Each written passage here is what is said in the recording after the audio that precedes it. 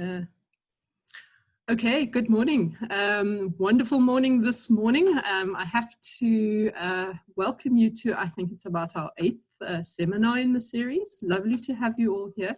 And I have to say something very exciting that's happened to me this morning. It's completely unrelated, but it's a lovely thing to have happened, and I want to share it with all of you. And that is, we have a visitor in our garden. It's an owl. I think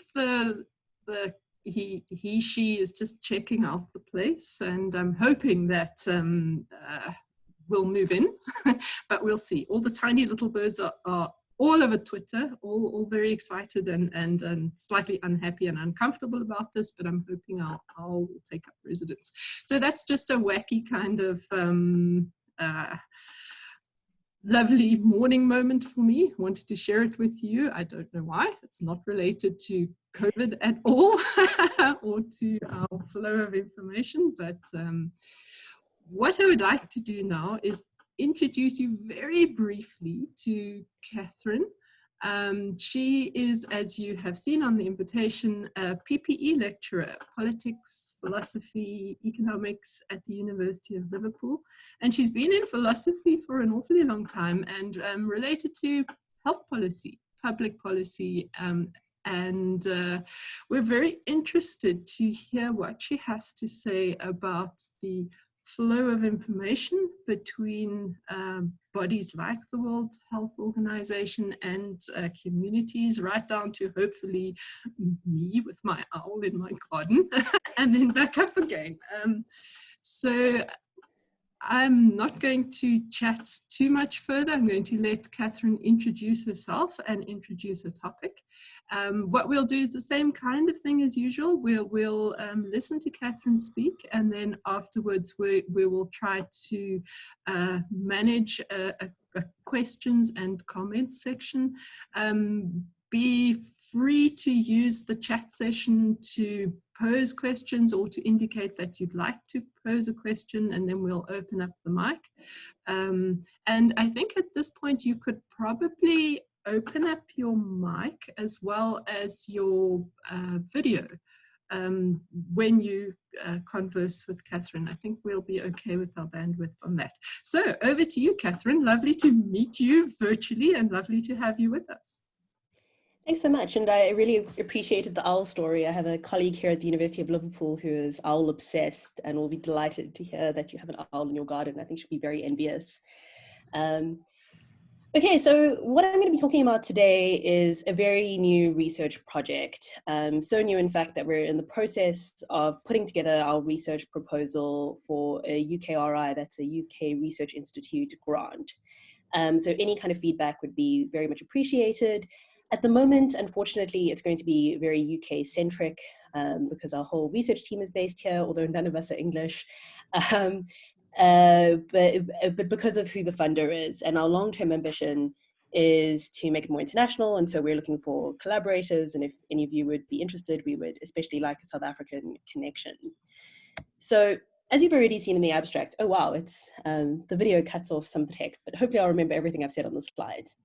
So, getting public information or getting information distribution in public health is extremely important. Getting that right is extremely important, both for public policymakers who need to make decisions based on that information, and for ordinary members of the public who need to decide what they're going to do.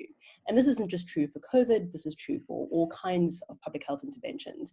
You need to have policymakers having good information about vaccines in order to have a vaccine campaign. You need to have ordinary members of the public have good information about vaccines so they can decide whether or not they're going to vaccinate their children and make informed choices about that. And so paying attention to the information and how it's moving through various organizations is important to see how this is going well, or sometimes how this is going badly. So from up high, this information comes from all kinds of sources, notably groups like the World Health Organization, but also major science organizations, scientists themselves. We're just focusing on the World Health Organization, although of course there are interactions with various other kinds of actors. And I think as I talk later about these flows of information, we'll see the way that, you know, at various points, authoritative sources like scientists relate and interact with that information. So the idea is to follow the information from the World Health Organization up here, all the way through various intermediaries, down to very hyper-local contexts. And so my next slide has our team members, but we joke about it being from the World Health Organization all the way down to Merseyside, because 3 of us are in Liverpool and we're based on the Mersey River. But then it's almost never the case. In fact, it's never the case that individuals or members of the public are passive recipients of public health information. Overwhelmingly, we see that people push back, often in formal ways through groups like patients' health activists, but often also informally. So deciding whether or not you're going to wear a face mask is a kind of pushback. You're providing information back. And so the idea then is to trace the information from these local contexts back up again through the various intermediaries again, back up to groups like the World Health Organization and how they respond. I can hear typing, but I'm not sure that I can see people's questions at this stage. Sorry about that. Feel free to interject, I think. Okay, so here's the team. It's good that I'm the one that's cut off there because you already know what I look like. So this is the group of researchers we've put together who are going to be working on this grant. And they're all very sensible people. If I say things that are not sensible today, that's entirely because I'm the only philosopher in the crew and I've probably misunderstood the clever social science things that they've said. So any errors here are entirely my fault. Any sensible things are entirely down to them. But the reason I thought I would put the photo up is not just to share the credit, but also because I think that it shows the spread of expertise that we are hoping to bring to this. So on the far side, the person who's obviously not me is Hakan Sakan-Neljan. Hakan is an academic in social policy at the London School of Economics, and he's an expert on health policy and how we think about global health policy. He's done a lot of work on HIV/AIDS policy, and I'll talk a little bit briefly about some of the work he's done and how this interacts with that. So Hakan is our social policy expert. Next to him is Antal Wozniak. He's in the Department of Media and Communications here at the University of Liverpool, and he's very good at doing quantitative stuff, and so he's going to be looking at mass media. Next to him is Wallace Motta. Wallace is also in the Department of Media and Communications here at the University of Liverpool, and she does work on hyper-local contexts. And so when we talk about the hyper-local stuff, Wallace is going to be the person who's going to be doing that work. And then on the far end, the person you can't see because my face is blocking myself out, that's me. I'm Katherine Furman. I'm a philosopher. I'm a philosopher of public policy. I work on lots of different things to do with policy, but some of the most recent work I've been doing is on social epistemology, which is how groups of people know things. And my most recent publication has been on rumors and the Ebola outbreak. And I'll talk a little bit more about that as well. And so I think that as we go through, it'll be clear how each one of these people is participating in a different part of understanding this informational flow. Okay, so the way we think about the top-down part, not the pushback, I think that currently the pushback bit is a little bit under-theorized, but we think that there are 2 major parts to tracing the information from the World Health Organization downwards. And that's a policy route, so how does it go through various policymakers into the kind of public health messaging that people receive, but also the public health policy that people receive. And the second one is the media at various stages. I'm going to start by talking about policy. And part of this is a comfort issue. So because I'm a philosopher of public policy, I think I understand the policy stuff much better and have better things to say about this. When it gets to the media stuff, I'm a little bit fuzzier.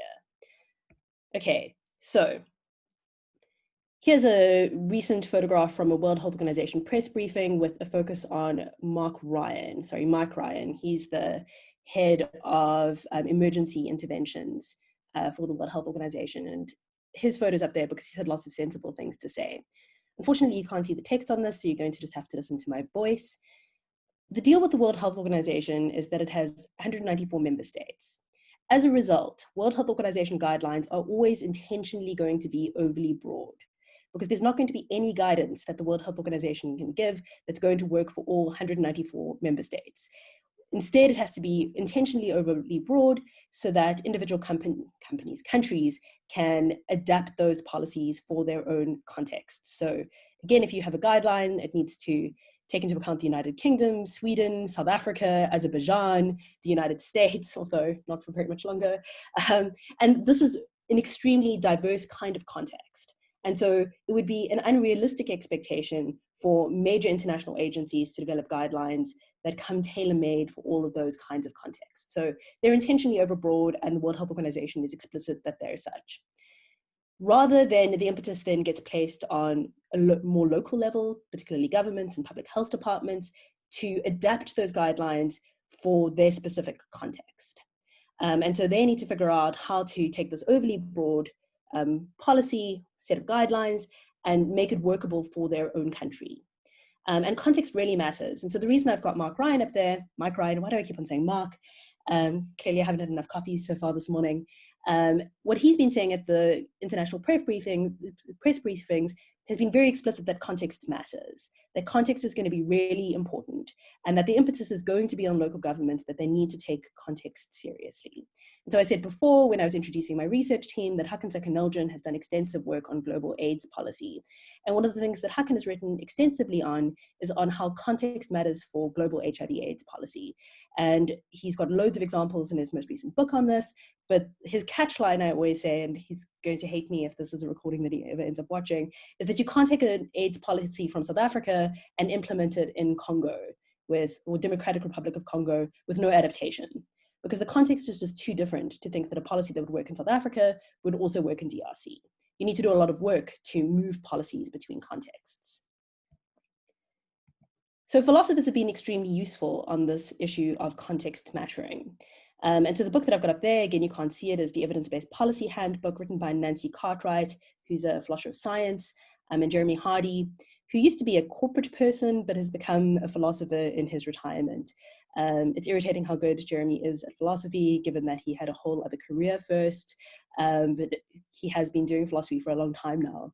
Okay, so Nancy Cartwright, philosopher of science, Jeremy Hardy, corporate, very practically focused philosopher. And one of the major points that they make in the Evidence-Based Policy Handbook, which is now basically essential reading for public policy people in the United Kingdom, is that context seriously matters.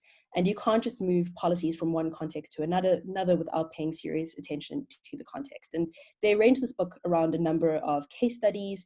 I'm going to talk about one of them because they're health policy related, and this is kind of a health related talk because it's about COVID. And so one of the examples that structures the book is the Tamil Nadu Integrated Nutritional Program, TINP. And the deal with that is that there was an extremely successful public health program in Tamil Nadu that was focused on alleviating childhood malnutrition. And the integrated bit of the program, because it's the Tamil Nadu Integrated Nutritional Program, is that it integrates education around childhood nutrition with additional feeding, additional food. And so the idea was that mothers would get all of these workshops, and they would then learn a whole bunch more about childhood nutrition so that they could make better choices about what they fed their children. But this is also a very poor context. And so they would then also get additional supplemental food that they could then use to make those good choices that they'd learned about. And this was a wildly successful program from the World Bank. It was absolutely successful. There were much better outcomes on childhood nutrition than there were before, reduced malnutrition. It was considered to be a winning program. And so this was taken to be a policy that worked. Anyone who's familiar with the evidence-based policy movement will be very familiar with this what works language. And so this was a policy that worked. And as a result, it was introduced in Bangladesh as the Bangladeshi Integrated Nutritional Program. And it totally failed. There were no improved childhood nutritional outcomes. Malnutrition remained exactly the same. And what had gone wrong was that policymakers hadn't paid appropriate attention to the context. And what had gone wrong was that they had, again, taught the mothers about childhood nutrition, but mothers weren't the decision makers in Bangladesh. Mother-in-laws made decisions about what everyone in the household would eat, and men would go out and do the shopping at the market. And as a result, the supplemental nutrition that was given to families was never distributed to the children in the family. And so you had mothers who had all of this great information about childhood nutrition, but none of the power in order to make those decisions. And so even though from the outside, Tamil Nadu and Bangladesh look as though they are quite similar, and you should be able to easily translate a policy from Bangladesh to Tamil Nadu, from Tamil Nadu to Bangladesh, it turned out not to be the case because the underlying causal mechanism was really different.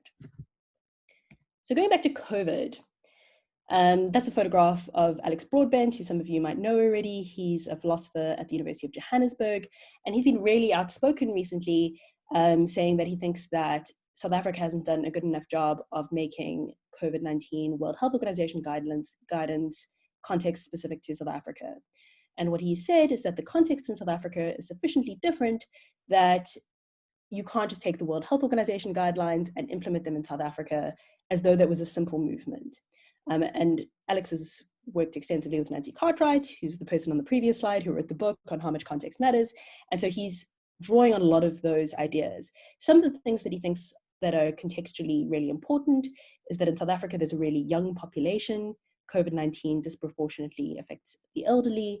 And so having an extensive lockdown looks as though it won't have the benefits that it's had in other countries, or that we've hoped it would have in other countries. I'm speaking from the UK, where we've had lockdown and massive increases in cases. But his point is that we shouldn't expect those kind of benefits given the youthfulness of South Africa's population. Additionally, he's concerned that the harms that are done because of keeping people out of work, most South Africans live in extremely precarious conditions, keeping people out of work that way, in fact, will result in more harm because more people will die as a result of the consequences of being out of work than they're likely to die from COVID. And so I'm not saying that Alex is right about this, but I get that he has a controversial line here. But part of what he's stressing is that you need to pay careful attention to the context when you move from the World Health Organization guidelines through to local contexts like South Africa. Okay, there's also a danger of having too much context. I don't have a photograph on the slide because I'm going to be talking briefly about Romanian orphans, and there was no good way to have photographs on the slide about Romanian orphans. And so here's a slight warning. So I hope I've convinced you all that context really matters, and that you can't just have an informational flow from the World Health Organization down to South African health policy through to the Eastern Cape without really paying attention to contextual factors. I hope I've now convinced you of that. And that also takes into account, I think, the other point that we keep on making, which is about receiving information from local communities, like looking at the way information travels up again, because that's one of the ways that you're going to get the information that you need in order to contextually tailor your policy for local contexts. But sometimes this context matters line can go wrong. And so this is just a warning about how this can go wrong. And so one example of this, I think, is something called the Bucharest Early Intervention Program. And what happened here, this was a project in the early 2000s, which I think is important to remember. This is not like the Cold War. What happened here was there was a study done by American researchers, but at the request of the Romanian government, on the comparative advantage of foster care versus institutional care for orphans. And the way that they did this was that they had a randomized control trial in which some of the children were kept in the orphanages in institutional care, and some of the children were put in foster care. And this was ethically extremely controversial. And the reason this was ethically extremely controversial is because overwhelmingly, pretty much everywhere else in the world, we take foster care to be a substantially superior way of dealing with children than institutional care. All of the developmental outcomes are substantially better. And so randomizing children between foster care and institutional care looks as though it's extremely unethical. And the response that the research team gave for this was, well, context really matters. We know that in almost every other location in the world, foster care is superior to institutional care, but we don't know if that's true for Bucharest. And so we need to have an independent study on this. And so that's a warning case. Normally when people hear the Bucharest Early Intervention case, they are very concerned about the welfare of vulnerable children. And so sometimes context can be, taking context too seriously in that way can be a problem. And if we've got time in question and answers, I'm happy to talk about how to do that. But the challenge then really is how to adapt this high-level guidance from organizations like the World Health Organization to your context. It looks as this could be really important.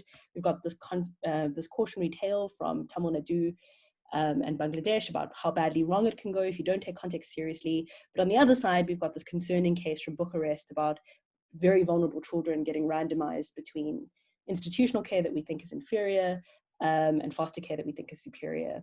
And so being able to pick out what is important about local contexts and what we can take to be relatively universal is going to be the kind of magic trick that policymakers need to get right. And we can talk a little bit more about how to do that if we still have time. And if you're interested, maybe that's just something that I'm into and you're not so into. Okay. Another kind of worry you might have about tailoring large international guidance for your local context is who is the person that this is being tailored for. So if you do a British undergraduate policy degree, you'll be told that the policy intervention is tailored for the average man on the Clapham omnibus. And so what does that mean? Well, Clapham is just a very working class place. The omnibus is just the bus. And so essentially what you're saying is you need to target your intervention for the average Joe, the average person, the average individual. But then the question is, well, how do you do that when you have very diverse populations? And so South Africa is a country that has a very diverse population, lots of inequality. What's going to be a good policy for one set of the population is not going to be a good policy for another set of the population. The UK, which is where the study is taking place, again, very diverse population. So one of the things I'm going to be talking about when we talk about the media is we're going to be talking about various populations just in North London, which is an extremely diverse place. There's a big Turkish community, there's a big Orthodox Jewish community, and it turns out that being members of those very different diverse communities mean that you respond and react to policy in very different ways. And so that's an additional factor that has to be taken into account. Like, who is this average person that you're trying to tailor your policy for? And that's not something I have good advice on at this point. This is exploratory research at this stage. This is just something to take into account when you're tracing the information from World Health Organization down to the Merseyside in this case. Okay, I'm going to talk a little bit about media now and tracing that. It would be very good if we had Antal and Wallace here because they're the media people. And so I'm going to say some things, but know that they're going to be imperfect. I can say more things about local communication, and I will.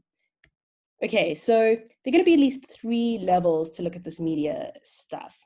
Firstly, again, is quite a high level analysis, looking at the mass media. So pick your favorite international news organization, CNN, BBC, pick your favorite international news organization. That's what we're looking at when we look at mass media. And Antal will be doing some quantitative stuff looking at that level of information analysis.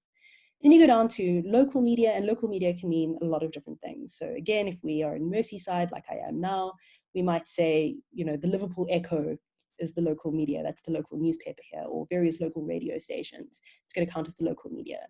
But also, and it's difficult, this is an artificial creation of levels here just so that we can have a conversation going. But also we have informal networks of information and communication.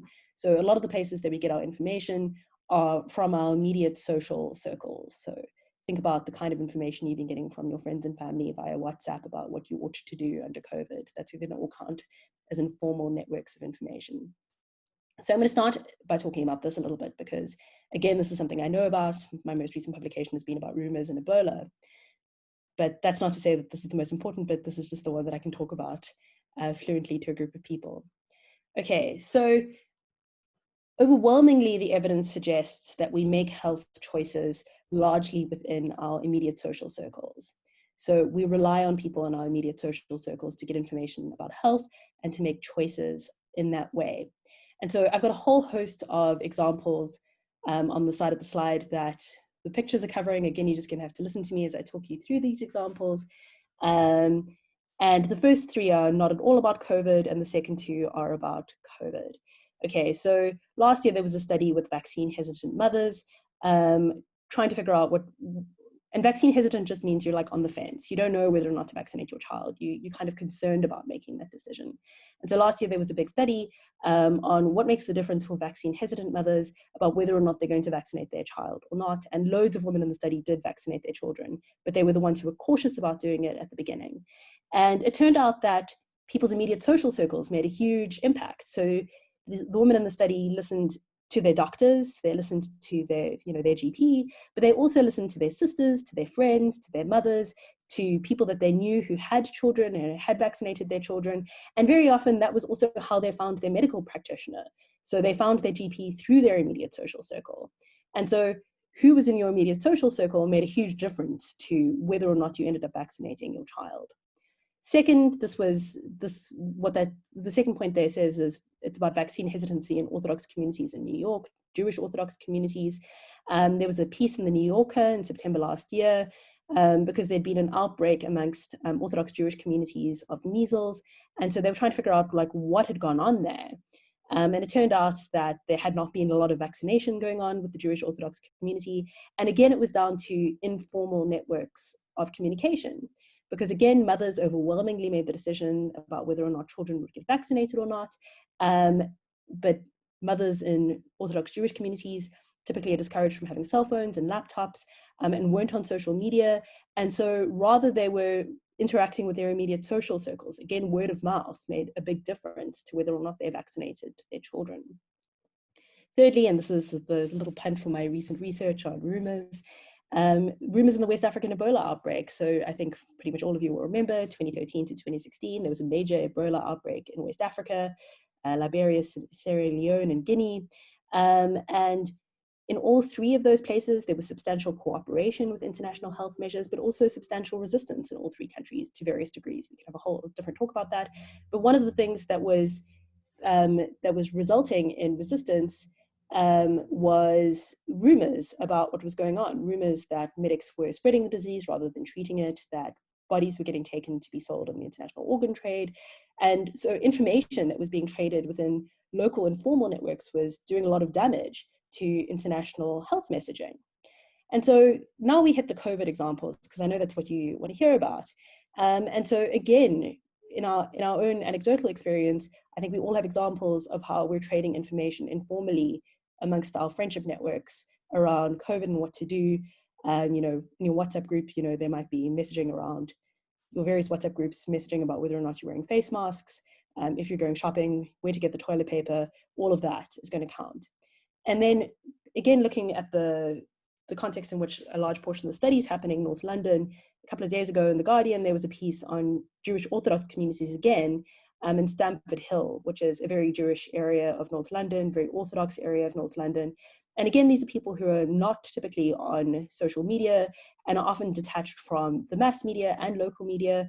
And so part of what The Guardian story was doing was looking at how information was traded within that community informally amongst the community network members in order to get information about the disease and what to do. And it turned out that a major turning point for that community was that one member of the group, who was a graphic designer, was able to get access to information around COVID-19, and as a result was able to create an analog and non-electronic communication system in his community in which he advertised information about that. So again, local community networks are really important for getting information out there. That's all you need to get from the slide, really, is that we make decisions about our health largely within our community networks. And so paying close attention to those community networks, these hyper-local contexts, is going to be really important for whether or not public health messaging is going to succeed. Okay, so going back to these three levels though, I've said that what your community is matters for receiving information in your local community networks, but it's also going to matter for the way you engage with mass media and local media. And so media study scholars say that they describe this often as your media diet, which broadly means things like, are you a CNN watcher or a BBC watcher or a Sky News watcher or a CNN watcher? Like, what kind of media do you consume? But also part of what we're seeing, even initially going into COVID-19, is that depending on what your local community looks like, that can have an impact on what kind of mass and local media you're consuming. So going back to North London, the Stamford Hill example was from London.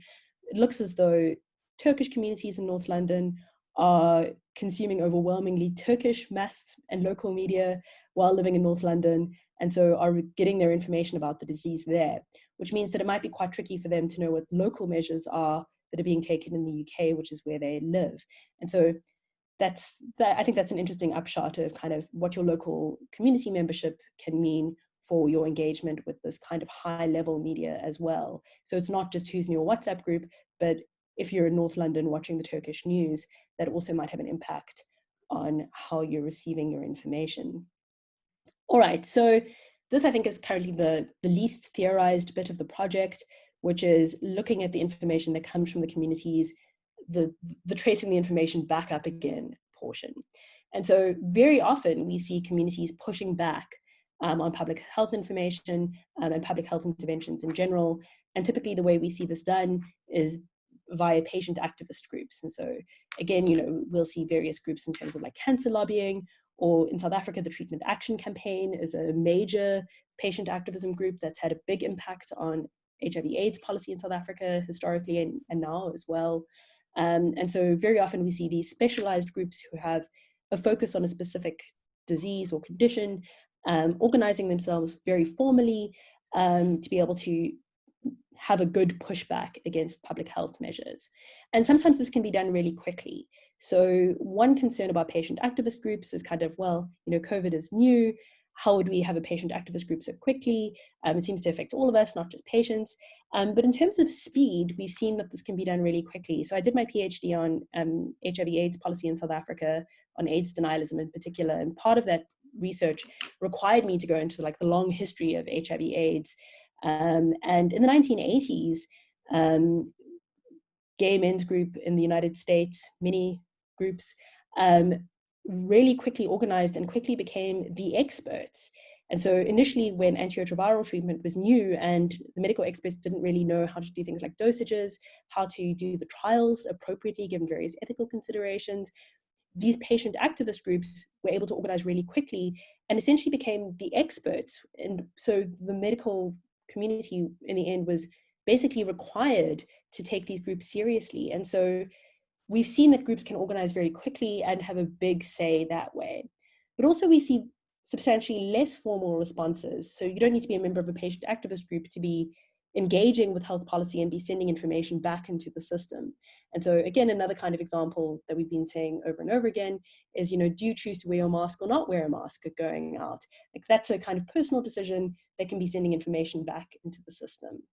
And so we need to think more about how to measure this, because it's very easy to kind of identify a patient activist group and like look at the things that they're doing, but it's less easy to figure out the kind of day-to-day ways in which people are interacting and sending information back into the policy and media machines.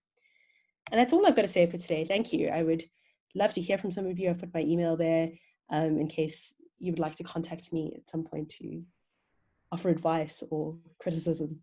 Thank you so much. Okay, Katherine, thank you so much. That was incredibly interesting. And I see that there are a whole lot of people typing away on chat. So I'm not going to take up the time too much, but just to say thank you very much for a very clear, informative and fascinating presentation. And what I'm going to do is just open up the chat just in a way in the order that they've come in over the chat session. So maybe I could... I need to stop sharing my screen, I think, and then I can see the questions. No, please just keep sharing your screen. We don't want to be porno bombed. Oh, okay, sorry. Yeah, you're blocking it. Oh, okay, I didn't know that I was keeping us safe that way. You are keeping us safe, yeah. So what I'm going to do is just open up and maybe ask the person at this stage. It'll be Ontgama Tinka. Sorry if I'm not pronouncing your name well, but if you would like to unmute yourself and perhaps unvideo or video or open up your video, you could raise the question that you raised in chat in real life. Hello. Good. Hi. Hi. I don't see myself. I'm still seeing the screen. I hope you can see me. I can see you, yeah, and I see you have a face mask, which is very topical. Yeah, I just took it off because I was out getting errands, so I'm listening while mobile. Thank you so much for this presentation, Katherine. It's very interesting. I'm saying so. The point I'm raising here is that you're raising an important. You are challenging a line of defense that is used by countries in the developing world, this notion that because it's global best practice or it's part of World Health Organization guidelines, it must be accepted. This is like with respect to a particular policy position. And you can understand why leaders in developing countries have needed this line of defense, is that they move from a position of relative mistrust, where the local population doubts whether the state can take decisions which are in their best interests. And so it needs internationalism and multilateralism to defend itself. So this is what, for example, on the tobacco ban, which is a proxy battle in South Africa currently, this has been the line of defense, along with the regulations and the lockdown as it is. So yeah, very interesting also your views about the idea of media diet and how different people may be exposed to different media, so you cannot assume to have your communication strategy has got to be informed by that too. I quite accept that, and I think it's an important point that should be noted going forward by authorities. Yeah, thanks. Thanks so much. Okay, can I speak? Sorry, I'm trusting that Andrea is the boss of me, and so I'm deferring to her. No, you are unmuted. Yeah, so I think that the mistrust point and the connection of mistrust and particularly African governments and large-scale authorities is a really good point. And so going back to the West African Ebola outbreak case, the relationship between the World Health Organization, the World Health Organization didn't do a good job on Ebola. I think that everyone knows that, including them. I'm not saying anything shocking or controversial there. But there was a lot of mistrust locally. And part of that mistrust ended up getting targeted at people who were representing international organizations. But on further study by sociologists and anthropologists, it was actually mistrust in people's own governments. And so it was seen that these international organizations were too much in cahoots with local governments that will their country-specific governments that were considered to be untrustworthy. And so if there'd been more distance between the international players and the local players, they probably would have gained more credibility with individuals locally, because people didn't trust their own governments to protect them. But they did kind of trust the international organizations, which was, I think, a surprising outcome. On the media diets point, so that is definitely not my idea. I think that's what undergraduate media studies students are taught. Also, I'm told by my colleagues on the team. But I think that then goes back to this idea of how do you tailor-make your policy for your local population? So if in England, the local population is supposed to be the person on the Clapham omnibus, like who is that person? Like, are they the Turkish person watching the Turkish news in North London? Even if you're just in North London, like was it the Orthodox Jewish community in North London? Like it's an extremely diverse community. And so all of who are receiving their information from different sources as well. And so I think it's extremely difficult. Thank you. I hope that was a response, appropriate response. Thanks, Katherine. I think we should move on to the next issue, which is Gary. Gary, do you want to unmute yourself and you can become visible? Thank you. Yeah. Hi, Katherine, and thanks for that input. I think that's great.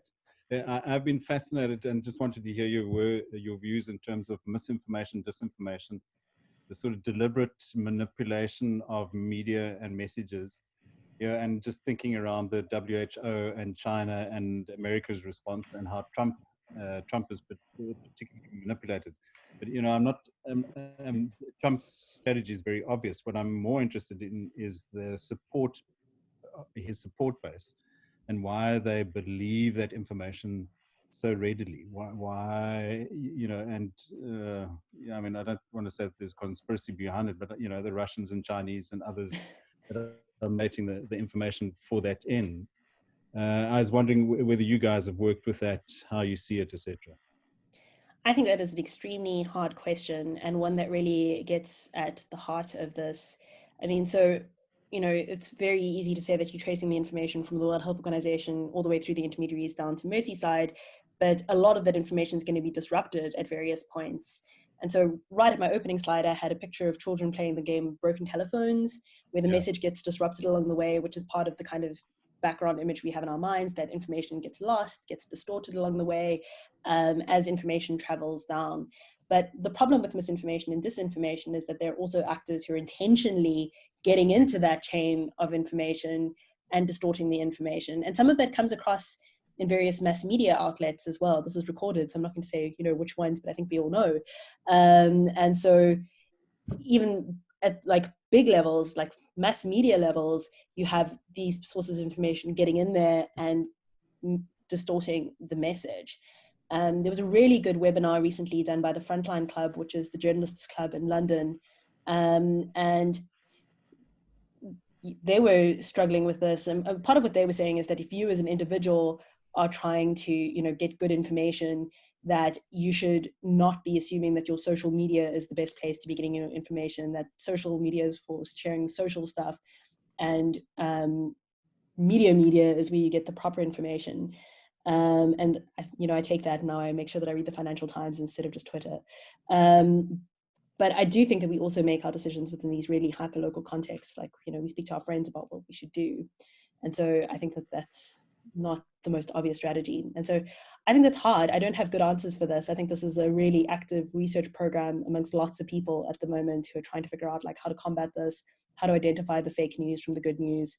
And I think that lots of academics and lots of people, even probably more people outside the academic sphere, are trying to like grapple with this set of questions. And I think this is hard. Don't know what to do about that, really. Thanks. Sorry, that was a very unsatisfying answer. It's kind of like, this is a very hard problem. You're right. Thanks, Gary. Yeah, it looks to me like a problem that, what if we can't solve it? Is there a way to kind of start thinking around that? That's Gary or to me? That's, well, I don't know. It's to both of you. You're both about this. I think it's maybe to all of us. Any ideas? So part of Gary's question that was really useful, I think, is like, why are people so ready to trust it? So some of the work that I've done recently on rumors, I've kind of defended rumors. And the reason I've defended it is because the sciences are heavily value laden. It's not like we get like the truth given to us by the scientific community or by groups like the World Health Organization. Lots of choices have been made along the way in producing that information. The whole thing is really heavily value laden. So that's not a controversial point. That's kind of mainstream philosophy of science at the moment. Like any normal philosopher of science, I think, would say the sciences are heavily value laden. The way that that information is communicated is heavily value laden. The problem then, and that's all fine and dandy if you think that your values line up with those of the scientists or those making the policy choices, or if even you think that those people have values that are not going to be malicious towards you, so if they're like benevolent values. But if you become suspicious of the values in those groups, then I think you have right to be like a good reason to be suspicious of the information you're given from those groups. And so if you're a member of a community that thinks that the values of policymakers and the scientific community are contrary to your values or harmful towards you, then you're going to find other sources of information attractive, especially if you think that the values that come with that information are more closely aligned to yours. And so this, I think, might be a partial explanation for why Trump supporters might find certain sources of information like more attractive than other sources of information based on various value alliances that are going on there. Thanks. Do you want to comment, Gary? Otherwise, I'm going to let Anton into the discussion. He seems to want to contribute to this particular issue. No, maybe just a quick point is this anti-intellectualism sort of move, the anti-expert move, and the utilization of YouTube and Facebook as primary means of information sourcing, and both of those have algorithms that are punting the stuff that you like. But for me, what's interesting is that the average person in the street now has access to the academic information that academics are trained to understand, and there's filtering systems that operate within that environment. But it's my concern is the mistrust of science, and from a climate perspective, we see that too in terms of the climate change stuff. And it was just very obvious with this thing, and it drives certain agendas. So in South Africa, we've created this false, what I think is a false equivalence between lives and livelihoods. And there's been actors that have deliberately manipulated that information for various reasons. And so to me, the answer is that we have to find a way as a society to have a, if I can call it a dialogue, which is a dynamic dialogue that is a non-competitive dialogue. But the problem is that very often our exchange of information is competitive, is that we want to be the top of the tree in terms of that. So no, I mean, I agree that I think that it's a very complex and very difficult way to get around it. But that we have to find ways to do it, because otherwise we're gonna collapse. Can I say one thing on this before, Anton, because I think there's relevant philosophy stuff here. So a number of philosophers have written saying exactly the point that you have, that we need to have open fora where you can have discussions amongst the public and with the experts as well, on even footing. So people like Helen Longino have written extensively on how this ought to happen, and in using very similar language to what you've just said. So she talks about having like a dialogue of equal respect, that all the participants in the dialogue need to be treated equitably. So it can't be the case that ordinary people get treated like they're idiots and the scientists get treated like they're gods, because you can't have a discussion that way. Then you can only give information to people. You can't allow them to have a conversation with you.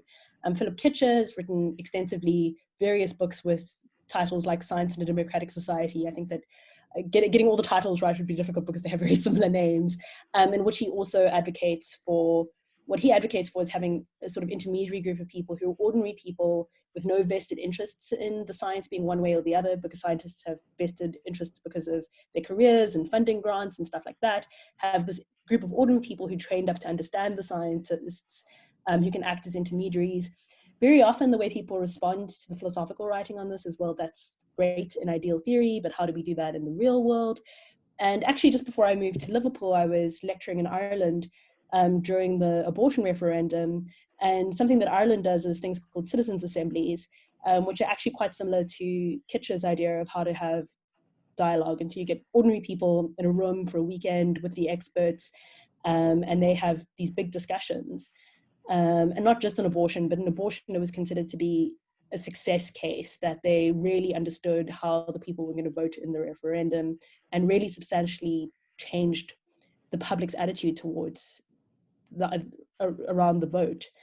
And what's great about the Citizens' Assembly example is these are ordinary people who don't have vested interests one way or another, or if they do individually have vested interests, they get balanced out by being a big group. And so that's often taken to be a success case on how we do dialogue between ordinary people and the experts in a real world case is Ireland and the Citizens' Assembly around abortions. Okay, thank you.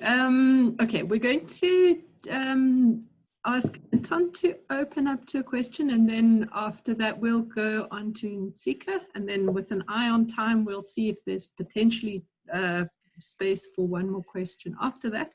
But Anton first, and then Iscia, we'll get you on after him.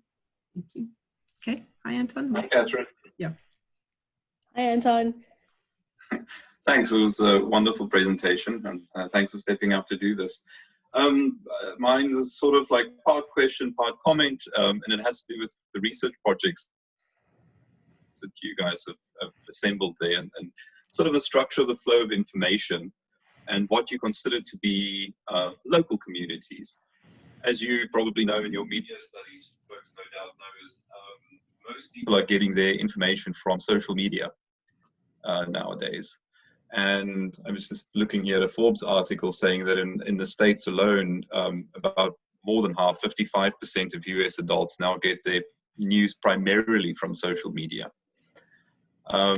Which means that these local communities where you are getting information are not necessarily geographically bound anymore, that you can seek out echo chambers across countries, continents, and you can kind of find yourself in a quote-unquote local community that is completely and utterly global. And I have a friend in the UK who lives in Cambridge, you know, a very kind of liberal institution, but his primary sort of ideological bend is very far right. And he gets most of his news from YouTube and from Facebook based on groups that he follows on there. And he's like a big fan of Joe Rogan and all of these guys. And of course, as soon as you get yourself into that bubble, you start connecting with all sorts of people around that. And he has some, I would say, controversial views when it comes to things like vaccinations and public health. So I was just wondering, in your research, how are you going to account for this, this fact that the local isn't really local anymore? How do you plan on sort of accounting for that? Yeah, so I am not the right person in the research team to be asking. So Wallace Motter is our local community media person, and I trust that she knows what she's doing when it comes to this. But I think your point is the right one. I've been reading a book recently, I think it was called Going Dark, which is a woman who works in counterterrorism in London, who like infiltrates various right-wing groups, and overwhelmingly she does this online. And so she joins neo-Nazis in all over the world. And so I think you're absolutely right about this, that local doesn't mean just local. And I think there's been lots of research, particularly on various right-wing organizations, but I mean, the same is true for various left-wing organizations as well, that they organize online. But I'm not the right member of the team to be answering this. I think Wallace would have more intelligent things to say. I just think you're right. That'd be interesting to see. Good. Thank you. Thank you, Anton. Thanks, Anton. Could we move on to Nzika? Are you there? Can you show yourself? Yes. There you are. Hello, nice to see you. Good morning. So I managed to join very late. I just kind of had your last concluded remarks, Katherine. But I've been triggered, a thought when you mentioned, for example, how at times the local community people have been able to mobilize around particular issues to influence policy making, and at times so that they can be taken very seriously.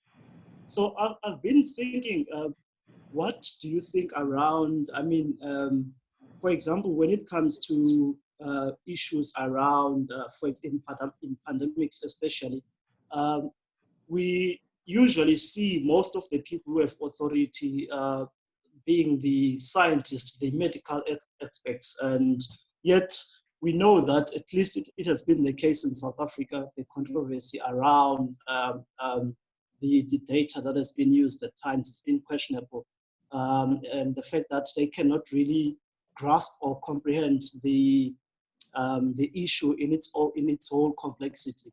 So what do you think about a kind of or is there a space for a kind of an multidisciplinary approach to questions around the pandemics in terms of dealing with them, whether you include social scientists themselves and communities? The reason I'm raising this is because the communities, at least as far as I'm aware in South Africa, have managed to organize and deal, around the pandemic in a very organized way, better than the government. And sometimes many have gone beyond the scope of the advice that has been given by the scientists as the medical expert. I hope the question makes sense. And yeah, thanks. Yeah, I think you're absolutely spot on. I think that the only way to understand what's going on is by having multidisciplinary approaches. And so your point about social scientists was very well taken, because especially at the moment, there are huge question marks on a lot of our kind of hard science understanding around various aspects of the disease, and the interventions that we've seen have been entirely socially based, or overwhelmingly socially based. Things like social distancing is a social intervention rather than a medical intervention. And so understanding how things like social distancing work and how to effectively have a social distancing policy in various parts of the world is going to require the social scientists rather than just the natural scientists. But then I think that you're right that we have to pay attention to what communities are doing. That's what I was saying at the end of this, because communities are going to tell us what is beyond the lines of what they're willing to do, but also what they are willing to do. And so you have to pay attention to what's going on in these very local contexts as well, to see what's going to be permissible and not permissible, and how communities are going to react and respond, especially with things like what we're doing now, which is a social intervention rather than a medical intervention, although the same is true for medical interventions as well. Some medical interventions will just be seen to be completely socially unacceptable or socially desirable, depending. And so I think you're right that looking at all of these things at the same time is difficult, but is the only way to properly understand what's going on. Thanks, Katherine. I see Vulindlela would like to chat a little bit about issues of agency. Can I ask him to maybe become visible? Hello, nice to see you. Hello. Hi there.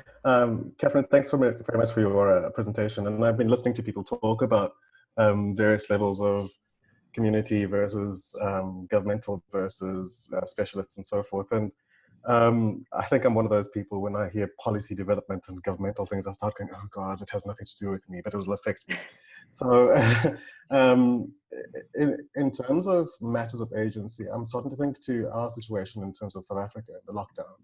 I think a lot of people exhibited a lot of frustration around the sort of blanketing of the restrictions, the sense of an inability to question what was going on, and in fact, agency being taken away from us in terms of, let's say, being able to handle, for instance, the proximity of individuals from one another and all the rest of it. In other words, we're just simply told to stay at home. Is there space in some of these policy processes that engages in some ways?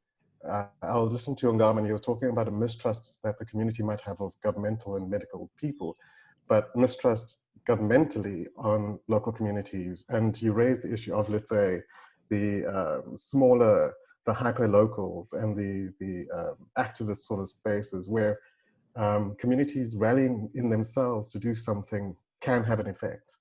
So in some ways, it's a talking point more than a question, I think. No, I think you're absolutely right. You're right that I only spoke about mistrust of people of government, but I think you're right that in the South African case, we've also seen mistrust of government of the people. So I'm South African. I'm from East London, and I've been watching very closely what's been going on, and I think, you know, two things have been frustrating. One is the kind of extreme way in which policy is being enforced, like getting the army out there. I think some of the footage of like the army getting people to like do push-ups in the street because they had like misobeyed the policy was kind of wild. Like, how would that ever be an effective policy measure? So I think that's a problem, but also the kind of lack of transparency about why various policy decisions were getting made. So things like why the alcohol ban, like we can maybe see the cigarette ban because respiratory disease, but like there were aspects of the policy that didn't make sense to people. And I think it would have done government more good than harm to like be transparent about how various choices were made.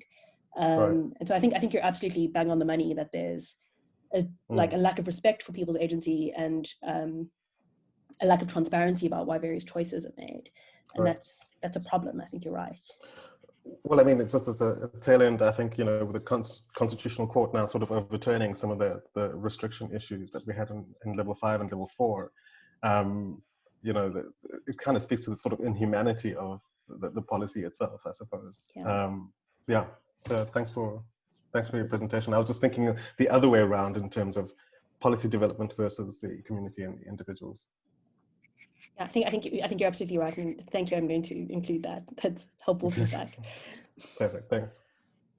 Thanks so much, Vulindlela. And I have a strict eye on time. We have 1 minute, so maybe I'm going to use up that minute to just say thank you very much for a very interesting, as you can see, lots of people jumping in to chat about this and that and the next, and a conversation we can continue probably for ages, but I'm going to end it in a minute or two. So thank you, Katherine. And I very, very much appreciate your willingness to step up and talk to us in a time, I know, when you're busy sort of marking exams and doing all of those, you know, extraneous, inverted commas, essential things that academics have to do. What I would very much like to do, I've kind of done this most times, is just in a way sort of say goodbye. It's a very, as I keep saying, a horrible move to just press that red button and end this thing, and then everybody just disappears out of your life. So it would be very much, I would very much like everyone to just kind of open up your video again, say hello to Katherine and goodbye. And yeah, thank you very, very much. It was a very interesting and fascinating talk. Thank you so much for having me. It's always great to be back in the Eastern Cape, but I've had a very sick cat next to me the whole time, so if I was ever distracted, it was because I was looking at the cat. Sorry about that. No, that's fine. Okay, thanks. Nice to see you all. And next week we will be considering a comparison between the Spanish flu outbreak, which actually also apparently affected South Africa quite dramatically, and one of the worst affected in the world, and the Eastern Cape. So it's an issue that's quite interesting to us and close to our heart. So we'll be looking at the comparisons between what happened in the Spanish flu epidemic so long ago. I think it was dates 29. No, sorry, terrible with numbers. A long time ago. Gary is trying to help me, but he's muted. We will. Oh dear, and I am recording this embarrassing moment. But thank you all. Thank you all for being with us. And yes, nice to see you all. And we will see you next week. Thanks again, Katherine. Bye. Bye. Bye. No, thanks. Just a question. Katherine, are you going to share the slides if possible? I'm happy to. Yeah, that's sure. Yeah, great. Okay. If you're aware that this is still very much a work in progress and probably shouldn't go too far. Oh, okay.